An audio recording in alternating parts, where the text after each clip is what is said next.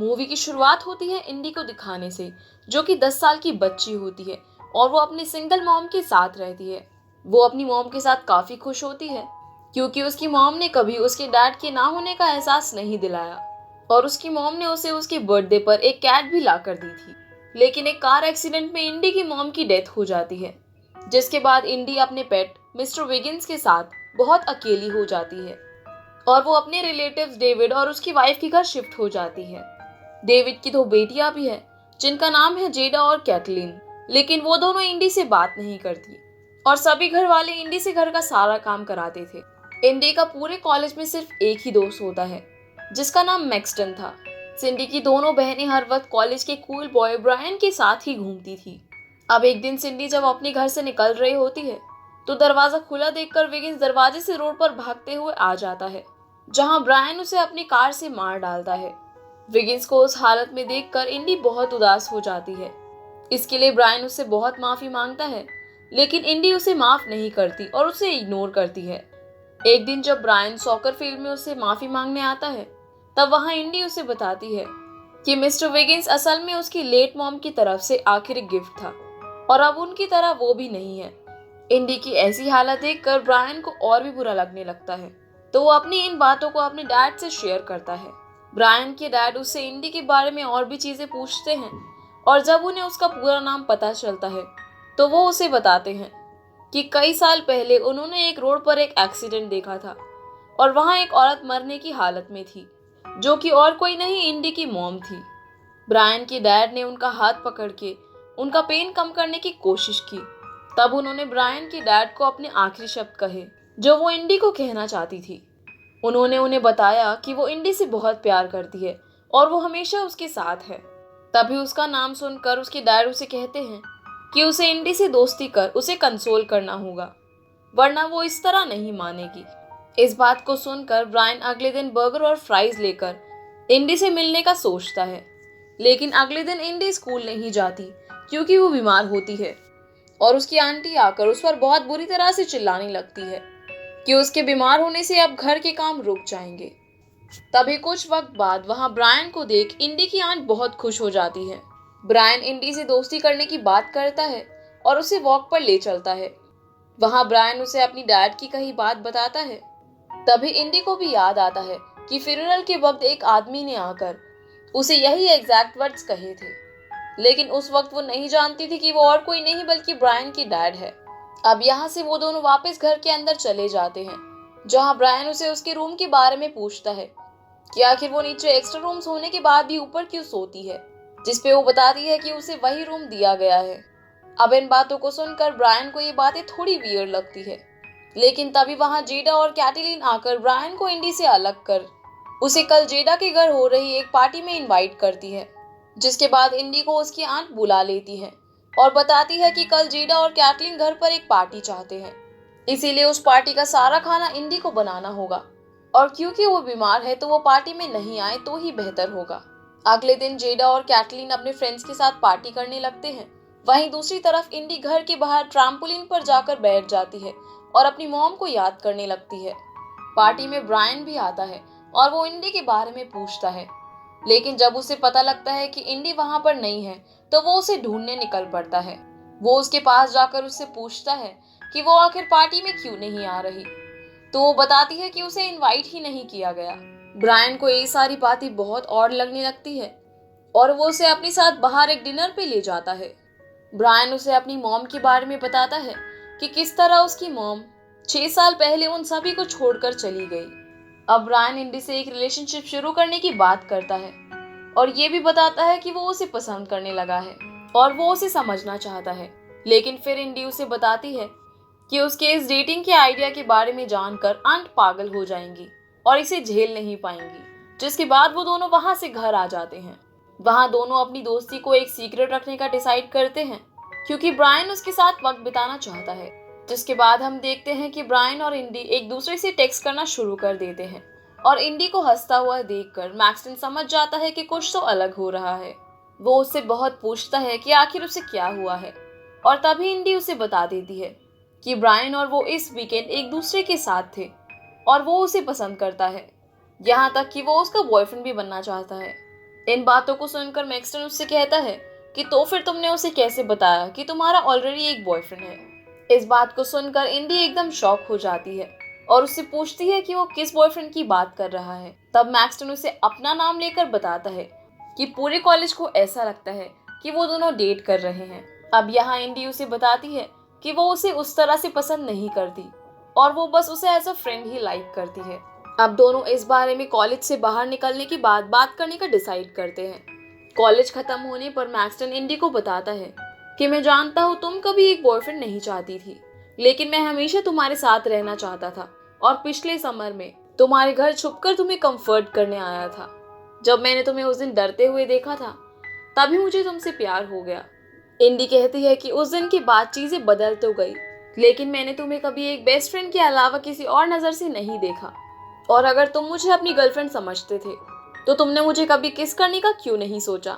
ये बात सुनते ही मैक्सटन उसे किस कर देता है और उसे प्रपोज भी करता है, लेकिन इंडी उससे कुछ टाइम मांगती है।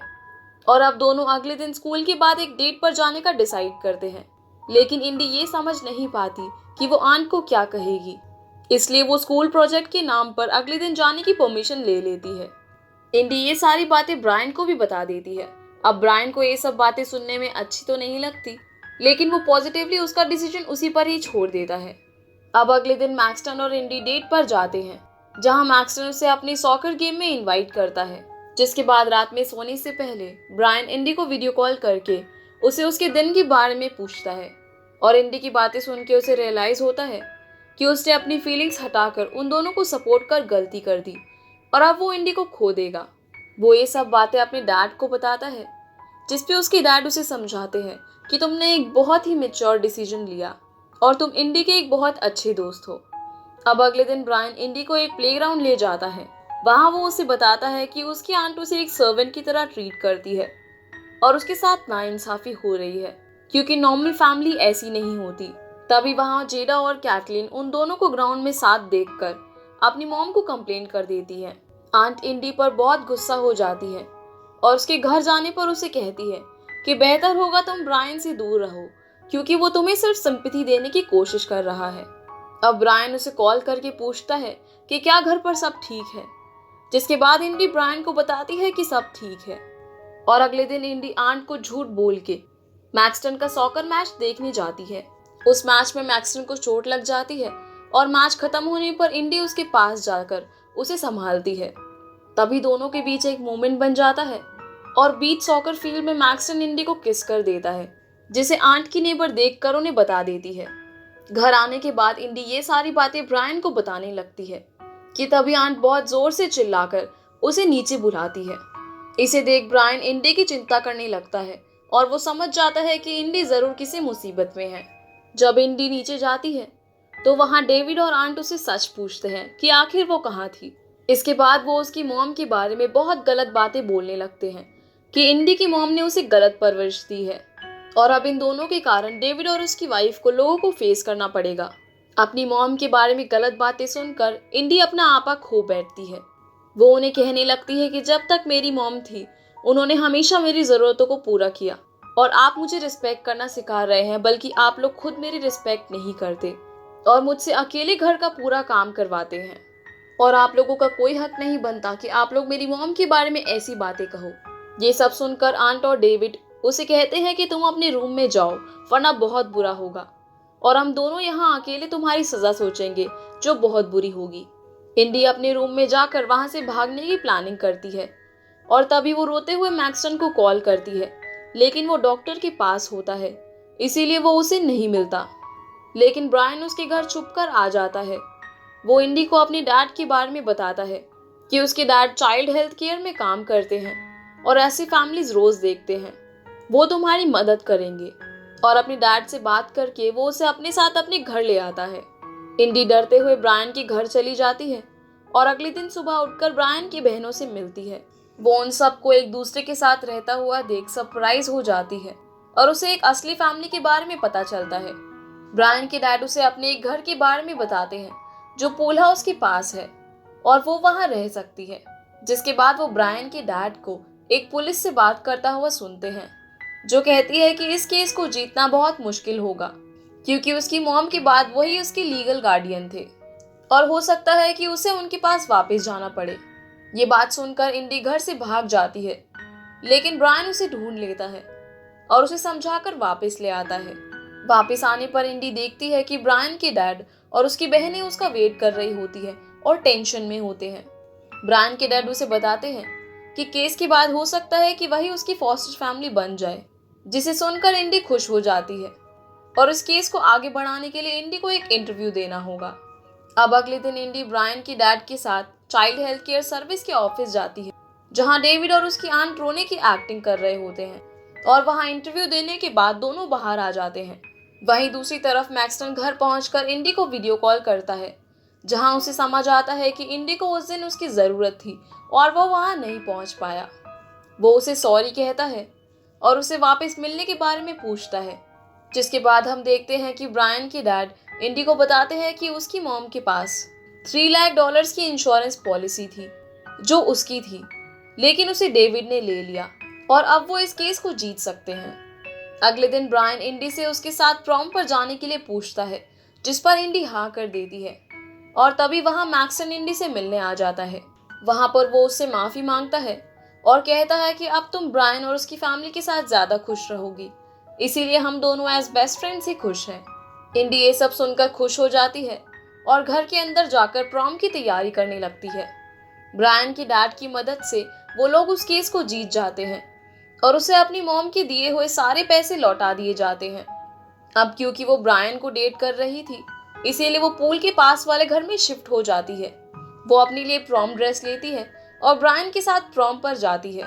ब्रायन अपनी गलती की माफी मांगने के लिए इंडी के लिए एक कैट भी उसे गिफ्ट करता है और दोनों एक दूसरे के साथ बहुत खुश होते हैं। जिसके बाद इंडी अपनी मॉम के पैसों से एक कार ले लेती है और बाकी के पैसों को बचाकर सेव कर लेती है और वो सब लोग अब एक खुशहाल जिंदगी जीते हैं। जिसके बाद ये मूवी यहीं पर खत्म हो जाती है। और अगर आपको वीडियो पसंद आई हो तो वीडियो को लाइक जरूर कीजिए और चैनल को सब्सक्राइब करके बेल आइकॉन प्रेस कर लीजिएगा। आपसे फिर मुलाकात होगी अगली वीडियो में, तब तक के लिए गुड बाय।